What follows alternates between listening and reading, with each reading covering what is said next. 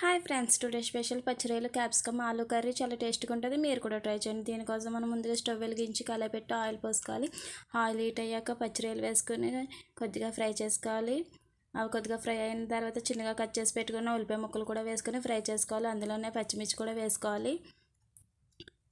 ఉల్లిపాయ ముక్కలు లైట్గా బ్రౌన్ కలర్ వచ్చిన తర్వాత అందులో చిన్నగా కట్ చేసి పెట్టుకున్న టమాటా ముక్కలు కూడా వేసుకోవాలి.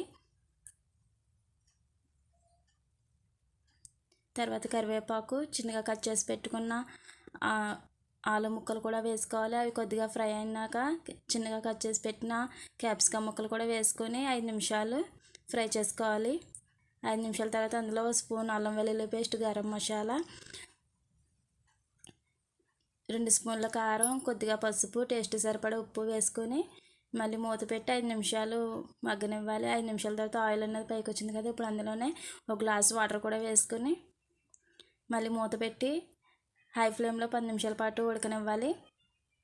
10 నిమిషాల తర్వాత చూద్దాం, కర్రీ అనేది రెడీ అయిపోయింది. అంతే ఫ్రెండ్స్, పచ్చిరొయ్యలు క్యాప్సికమ్ ఆలూ కర్రీ రెడీ అయింది. చాలా టేస్టీగా ఉంటుంది. నా వీడియో కనుక నచ్చితే మీరు లైక్ చేయండి, షేర్ చేయండి, కామెంట్ చేయండి. ప్లీజ్ సబ్స్క్రైబ్ చేయండి. Thank you for watching video.